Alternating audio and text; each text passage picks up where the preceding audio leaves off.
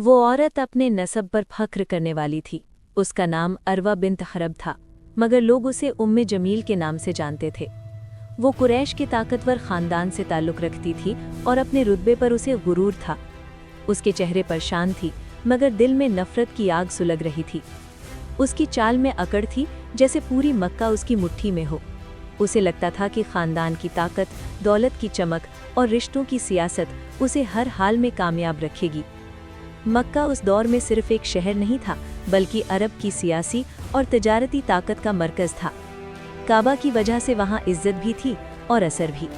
उम्मे जमील उसी माहौल में पली बढ़ी थी जहाँ नसब और ताकत इंसान की पहचान हुआ करती थी। बचपन से उसे सिखाया गया था कि वो सरदारों की बेटी है और सरदार झुकते नहीं, झुकाते हैं। यही तालीम उसके मिजाज का हिस्सा बन गई।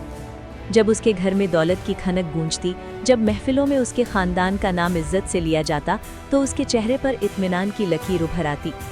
मगर यह इत्मीनान बाहर का था, अंदर कहीं एक बेचैनी थी जो वक्त के साथ बढ़ती चली गई। फिर वो सुबह आई जब सफ़ा पहाड़ के पास लोगों की भीड़ जमा हुई। खबर फैली कि एक अहम ऐलान होने वाला है। उम्मे जमील दूर खड़ी थी। उसने देखा कि लोग जमा हो रहे हैं, चेहरे पर हैरत है। जब दावत हक की आवाज़ बुलंद हुई तो उसके दिल में हलचल मच गई। उसे महसूस हुआ कि ये आवाज़ उसके ख़ानदान की सियासत और असर को चुनौती दे रही है। उसने लोगों के चेहरों को गौर से देखा। कुछ में तजस्सुस था, कुछ में सोच। उसे ये सब अच्छा नहीं लगा। उसे लगा जैसे कोई उसके बनाए हुए निज़ाम को हिला रहा है। वो चुपचाप वहाँ से लौटी, मगर उसके अंदर गुस्से का तूफान उठ चुका था। घर पहुंचकर उसने अपने शौहर अबू लहब से बात की। उसकी आवाज़ में तल्खी थी। उसने कहा कि अगर अभी कदम न उठाया गया तो देर हो जाएगी। उसके अल्फाजों में आग थी। वो जानती थी कि किस तरह अबू लहब के दिल में गुस्से को हवा देनी है। धीरे धीरे बातों का असर हुआ और गुस्सा भड़क उठा। उस दिन के बाद उसका रवैया और सख्त हो गया। बाजारों में वो खुलकर बोलती, लोगों को रोकती, समझाती नहीं बल्कि डराती। कहती कि ये सब धोखा है, ये सब जादू है। उसकी आवाज़ ऊंची होती, हाथों की हरकतें तेज होती और चेहरा गुस्से से तमतमाया रहता। वो औरतों की महफिलों में बैठती और उन्हें उकसाती। कहती कि अगर तुमने अपने घरों को बचाना है तो इस नई दावत से दूर रहो। वो जानती थी कि घरों पर असर डालना समाज पर असर डालने जैसा है। उसकी कोशिश होती कि हर दिल में शक का बीज बो दिया जाए। रात के अंधेरे में उसका गुस्सा और भी बढ़ जाता। जब शहर खामोश होता, वो कांटे और झाड़ियाँ उठाकर निकलती। खामोशी से रास्तों पर उन्हें बिछा देती। उसे लगता था कि तकलीफ पहुंचाकर वो अपनी जीत लिख रही है। उसके कदमों में नरमी नहीं थी, बल्कि अजीब सा सख्त इरादा था। मगर वक्त एक जैसा नहीं रहता। उसने देखा कि कुछ लोग चुपचाप उस पैगाम की तरफ झुक रहे हैं। गुलाम, नौजवान, औरतें, सबके चेहरों पर नया सुकून नजर आता। ये मंजर उसके लिए असहनीय था। उसे लगता था कि उसका असर कम हो रहा है। उसका गुरूर उसे चैन से बैठने नहीं देता था। वो अपने गहनों को देखती, सोने की चमक में सुकून तलाश करती। अपने आलीशान घर की दीवारों को छूकर सोचती कि ये सब उसे हर मुसीबत से बचा लेंगे। उसे यकीन था कि उसका नसब और उसका माल उसकी ढाल है। लेकिन धीरे धीरे हालात बदलने लगे।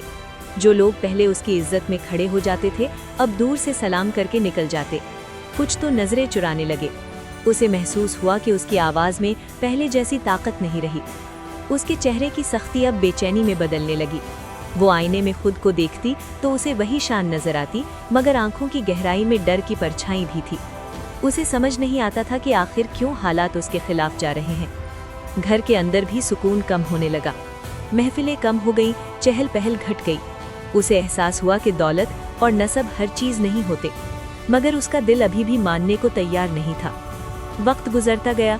जो गुरूर कभी उसकी पहचान था, वही उसके लिए बोझ बन गया। लोग उससे किनारा करने लगे। उसकी बातों का असर कम होता गया। वो चाहकर भी पहले जैसी ताकत वापस न ला सकी। आखिरकार वो दिन आया जब उसे एहसास हुआ कि माल, रुतबा और ख़ानदानी ताकत इंसान को हर अंजाम से नहीं बचा सकते। दुनिया की ताकतें ख़त्म हो जाती हैं, मगर इंसान के अमल उसके साथ रहते हैं।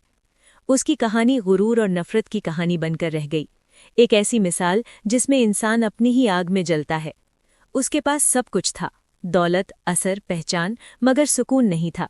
और जब सुकून नहीं होता तो ताकत भी बेमानी हो जाती है। यही उसकी जिंदगी का असली सबक था। एक ऐसा सबक जो वक्त के साथ और साफ होता गया। دنیا کی چمک دمک अस्थायी ہے، مگر انسان کا رویہ اور اس کے کرم ہی اس کی اصلی پہچان بنتے ہیں۔ اس طرح جمیل کی کہانی صرف ایک عورت کی کہانی نہیں رہی، بلکہ ایک عبرت بن گئی کہ جب غرور دل پر حاوی ہو جائے اور نفرت سوچ کو گھیر لے تو انجام ہمیشہ تنہائی اور افسوس کی شکل میں سامنے آتا ہے۔